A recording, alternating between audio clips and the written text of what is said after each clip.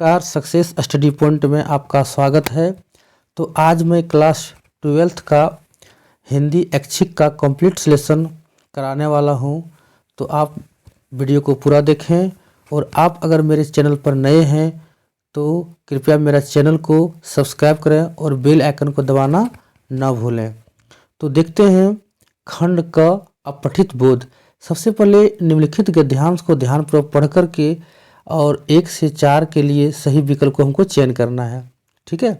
तो वर्तमान शिक्षा पद्धति के अंतर्गत हम जो विद्या प्राप्त कर रहे हैं उसकी विशेषताओं को सर्वथा नकारा भी नहीं जा सकता है। यानी कि यह शिक्षा कुछ सीमा तक हमारे दृष्टिकोण को विकसित भी करती है, हमारी मनीषा को प्रबुद्ध बनाती है, भावनाओं को चेतन करती है, किंतु कला शिल्प प्रौद्योगिकी आदि की शिक्षा नामात्र की होगी के फलस्वरूप इस देश के स्नातकों के लिए जीविकोपार्जन ढेरी खीर बन जाता है। इस प्रकार से हम क्या करते हैं, पहले सबको अच्छा तरह से पढ़ लेते हैं और पढ़ने के बाद हम देखते हैं कि और बृहस्पति बन युवक नौकरी की तलाश में अर्जियां लिखने में ही अपने जीवन का बहुमूल्य समय बर्बाद कर लेता है। जीवन के सर्वांगीण विकास को ध्यान में रखते हुए यदि शिक्षा के क्रमिक सोपान पर विचार किया जाए तो भारतीय विद्यार्थी को सर्वप्रथम इस प्रकार की शिक्षा दी जानी चाहिए जो आवश्यक है, और दूसरी जो उपयोगी है, और तीसरी जो हमारे जीवन को परिष्कृत एवं अलंकृत करती है। तो देखिए वर्तमान समय में दी जाने वाली शिक्षा की विशेष निम्न में से कौन सा है, विशेषता निम्न से कौन सा है। तो हम अच्छी तरह जान रहे हैं कि दृष्टिकोण को विकसित करने में सहायक है, ये भी हमारे लिए ठीक है। बुद्धि को तेज करने वाली, ये भी ठीक है। व्यक्ति की भावनाओं को सचेत करने वाली, ये भी ठीक है। यानी कि इसमें मेरा ऑप्शन नंबर इनमें से सभी हो जाएगा। आगे देखते हैं, आज पढ़ा लिखा युवक अपने जीवन का बहुमूल्य समय कहाँ नष्ट कर देता है। तो देखिए आज का जो मानव है अपना पढ़ा लिखा जीवन जो है नौकरी खोजने में नष्ट कर देता है, यानी कि ऑप्शन नंबर 4 मेरा सही है। प्रश्न 3 देखते हैं, भारतीय विद्यार्थी को दी जाने वाली शिक्षा का प्रथम सोपान है। अब यहाँ जो है कि शिक्षा का प्रथम सोपान क्या है, शिक्षा जो उपयोगी हो, शिक्षा जो आवश्यक हो, शिक्षा जो परिष्कृत करती है, शिक्षा जो जीवन को अलंकृत करती है। तो यहाँ जो मेरा ऑप्शन सही हो जाएगा, ये हो जाएगा शिक्षा जो आवश्यक है। प्रश्न 4, रेढ़ी खीर वन जाना मुहावरे का अर्थ है। देखिए रेढ़ी खीर वन जाने का मुहावरे का अर्थ होता है काम कठिन हो जाना, यानी कि काम कठिन हो जाने को हम बोलते हैं रेढ़ी खीर होना। Option number 1। अब फिर देखिए निम्नलिखित पद्यांश को ध्यानपूर्वक पढ़कर और संख्या 5 से 8 के लिए सही विकल्प चुनना है। अब यहाँ देखते हैं, युग युग तक चलती रहे कठोर कहानी रघुकुल में भी थी, एक अभागिन रानी निज जन्म जन्म में सुनी जीव यह मेरा, धिक्कार उसे यह महास्वार्थ ने घेरा, 100 बार धन वह लाल लाल की भाई, जिस जननी ने यह जाना भारत सा भाई, पागल सी प्रभु के साथ चिल्लाई, 100 बार धन्य वह एक लाल की माई। यानी कि इस पद्यांश में हम पढ़ करके इसका प्रश्न का उत्तर देते हैं। देखिए रघुकुल की अभागी रानी कौन थी। तो देखिए बच्चों हम लोग अच्छी तरह जानते हैं कि रघुकुल की अगर अभागी नारी थी तो वह कैकेयी थी, यानी कि ऑप्शन जो है वह इसका ऑप्शन नंबर जो है 3 मेरा सही है, यानी कि कैकेयी थी। आगे देखते हैं, धिक्कार उसे उसे था महास्वार्थ ने घेरा, पंक्ति में किसे महास्वार्थ ने घेरा था। तो इसमें भी जो है सो कैकेयी ही होगी, कारण कि कैकेयी कहीं जो सो महास्वार्थ ने घेर लिया था, जिसके कारण राम को जो सो 14 वर्ष का वनवास जाना पड़ा था। प्रश्न 7 देखिए, प्रभु शब्द का प्रयोग किसके लिए हुआ है। प्रभु यानी कि प्रभु जो है भगवान राम के लिए हुआ है, तो यहाँ ऑप्शन नंबर मेरा 1 हो जाएगा। प्रश्न 8 देखते हैं, भाववाचक संज्ञा का एक उदाहरण दें। अब यहाँ देखिए रघुकुल कहानी कठोर सभा, यानी कि इसमें भाववाचक संज्ञा जो है उसमें कुछ समझ में नहीं आ रहा है, लेकिन यहाँ ऑप्शन अगर कठोर से कठोरता को हम ले सकते हैं, जैसे कि कठोर है तो कठोरता, कठोरता यहाँ भाववाचक संज्ञा हो सकता है, इसीलिए ऑप्शन जो सो मेरा 3 हो जाएगा सही। अब देखते हैं आगे, भारत में पहला छापा खाना कब खुला था? तो भारत में जो पहला छापा खाना खुला था वह जो था 1556 ईस्वी में, यानी कि ऑप्शन नंबर मेरा 2 सही है। प्रश्न 10 देखते हैं, जनसंचार के आधुनिक माध्यमों में सबसे पुराना माध्यम कौन सा है? तो प्रिंट माध्यम, श्रव्य माध्यम, दृश्य माध्यम और इंटरनेट। सबसे पुराना की अगर बात करते हैं तो इसमें प्रिंट माध्यम था, यानी समाचार पत्र जैसा, यानी प्रिंट माध्यम मेरा सही जवाब हुआ। प्रश्न 11, मुद्रण की शुरुआत किस देश में हुई? तो मुद्रण की जो शुरुआत हुई वह चीन में हुआ है, ये हर कोई जान रहे हैं। तो मुद्रण की चीन में हुआ, यानी ऑप्शन नंबर 4 मेरा सही जवाब है। प्रश्न 12, तुरंत घाटी घटनाओं की जानकारी जनसंचार के किस माध्यम द्वारा दिया जाना संभव नहीं हो पाता है? यानी कि इसमें क्वेश्चन कह रहा है कि कोई भी घटना होती है तो तुरंत हम इसकी जानकारी जिसको किसके माध्यम से हम नहीं दे सकते हैं। तो ये जो मेरा ऑप्शन होगा ये होगा समाचार, कारण कि समाचार के माध्यम से इसका सूचना तुरंत हम नहीं दे सकते हैं। प्रश्न 13, समाचार शैली क्या कहलाती है? तो देखिए बच्चों, इस समाचार शैली जो है ये क्या कहलाती है? उल्टा पिरामिड, यानी ऑप्शन नंबर 3 मेरा सही है।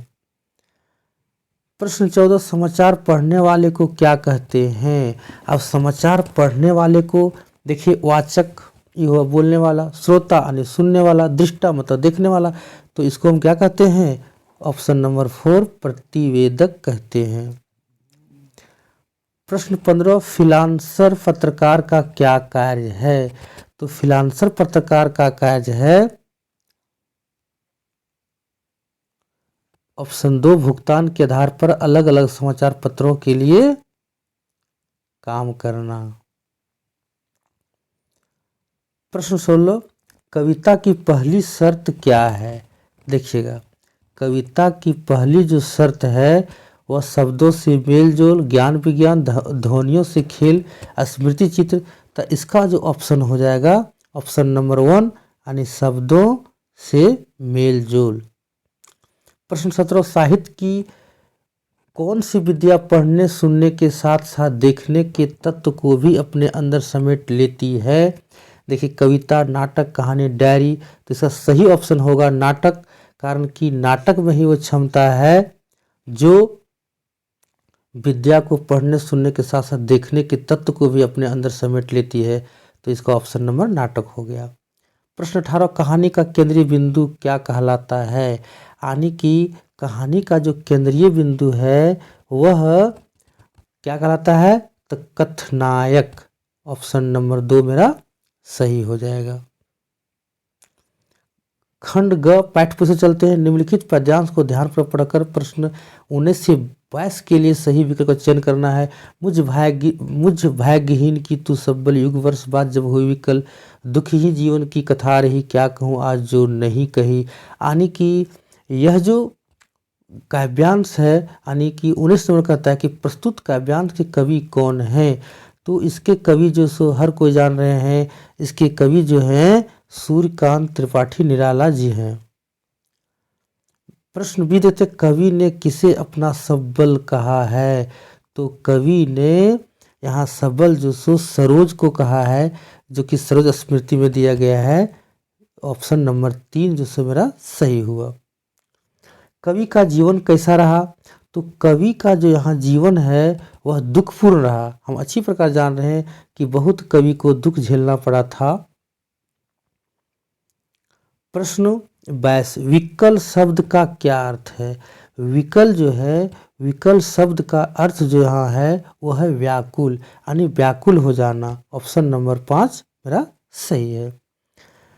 प्रश्न 23 देखिए, जीवन के अंतिम मोड़ पर देवसेना द्वारा ठुकराने के बाद स्कंदगुप्त कौन सा व्रत लेता है? देखिए मेरे दोस्तों, स्कंदगुप्त यहाँ कौन सा व्रत ले लेता है जब देवसेना ने उसे ठुकरा देती है?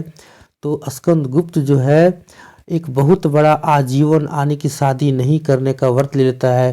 बोलता है कि हम शादी करेंगे तो तुम्ही से, अगर नहीं तो जीवन भर कुंवारा रह जाएंगे।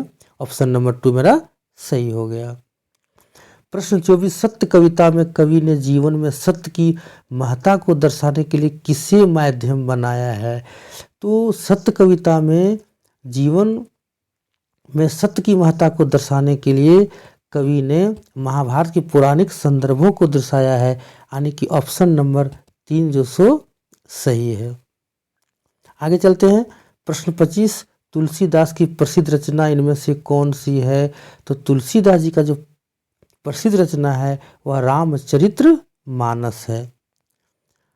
26, पिया सो कहे संदेशवा ये भवरा ये कागा पंक्ति किस कवि की है? यानी आप लोग याद कीजिए कि इसमें जो सो पिया से अपना संदेश जो सो किससे कह रही है, यानी कि इसके लेखक जो है मलिक मोहम्मद जैसी, यानी ऑप्शन नंबर 1 सही है। प्रश्न 27, केशव दास की काव्य भाषा क्या है? केशव दास, देखिएगा कि केशव दास की काव्य भाषा क्या है? संस्कृति, हिंदी, वर्ज, अवधि। तो इसमें जो सो ऑप्शन नंबर जो सो मेरा हो जाएगा 1, यानी कि संस्कृत है। सॉरी, इसमें जो सो ऑप्शन ब्रज हो जाएगा। अब फिर अगला चलते हैं।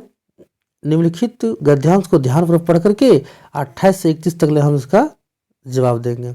अभी भी संबंध के पिंजरे में भारतीय जीवन विहंग बंदी है। मुक्त गगन में उड़ान भरने के लिए वह व्याकुल है, लेकिन आज भारतीय जनजीवन संगठित प्रहार करके एक के बाद एक पिंजरे की तिलियों तोड़ रहा है। धिक्कार है उन्हें जो तिलियों तोड़ने के बदले उन्हें मजबूत कर रहे हैं। यानी देखिए ये जो सेंटेंस है थोड़ा ध्यान दीजिएगा। कहता है प्रस्तुत पंक्तियाँ किस पाठ से ली गई है? यानी यह जो है प्रेम घन की छाया स्मृति, सुमरनी के मन के अथास में रोचते विश्वम, यानी कि इसका जो सही जवाब है यानी ऑप्शन नंबर 3 जो है मेरा सही है, इसी से लिया गया है।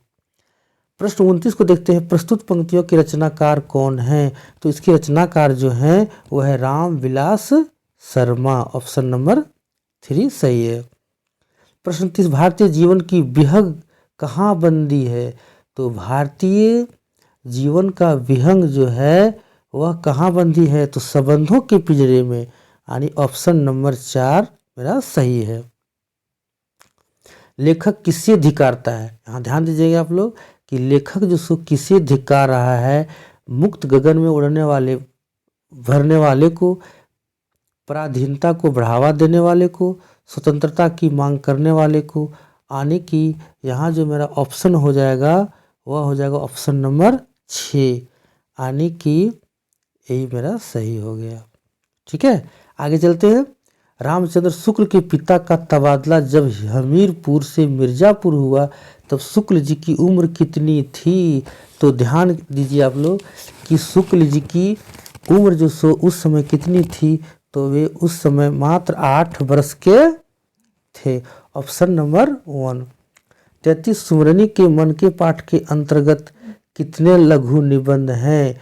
तो सुमरनी के मन के पाठ के अंतर्गत जो लघु निबंध है वह कितना है? तो 2 है, यानी ऑप्शन नंबर जो है 3 हो जाएगा। ठीक है।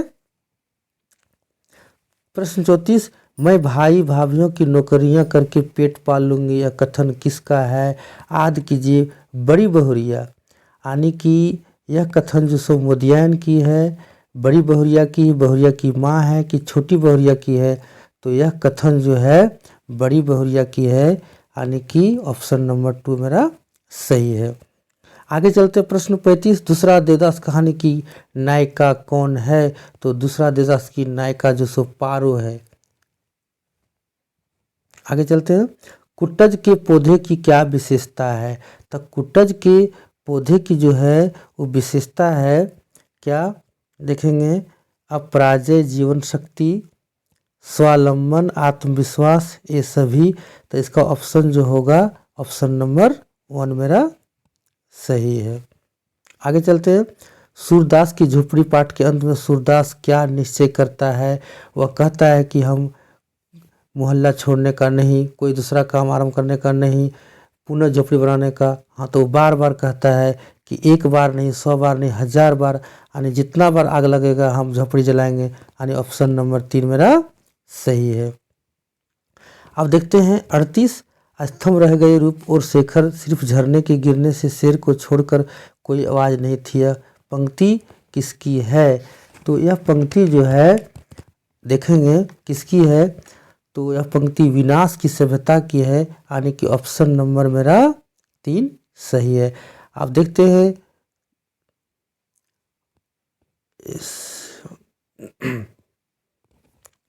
आगे चलते हैं कि एक मिनट थोड़ा देखेंगे। 38 क्वेश्चन में कहता है कि स्तंभ रह गए रूप, शेखर सिर्फ झरने के गिरने से शोर छोड़ करके कोई आवाज़ नहीं थी। इस पंक्ति किसका है? तो यह पंक्ति जो है वो संजीव का है, यानी कि ऑप्शन नंबर मेरा 3 हो जाएगा। उसका 39, विकास की औद्योगिक सभ्यता को लेखक प्रभास जोशी ने किसकी संज्ञा दी है? तो इसकी संज्ञा उजाड़ की सभ्यता की संज्ञा दी है। ऑप्शन नंबर मेरा 1 सही है। अब लास्ट क्वेश्चन चलते हैं 40, बिस्कोहर की माटी का कथानायक का क्या नाम है? तो इसे कथानायक का नाम है विश्वनाथ, ऑप्शन नंबर 4। तो इस प्रकार से जो है मेरा हिंदी समाप्त हुआ। तो आप अगर मेरे चैनल पर नए होंगे तो मेरा चैनल को सब्सक्राइब करें और बेल आइकन को दबाना ना भूलें, और जितना भी हो सके अपने दोस्तों को शेयर करें।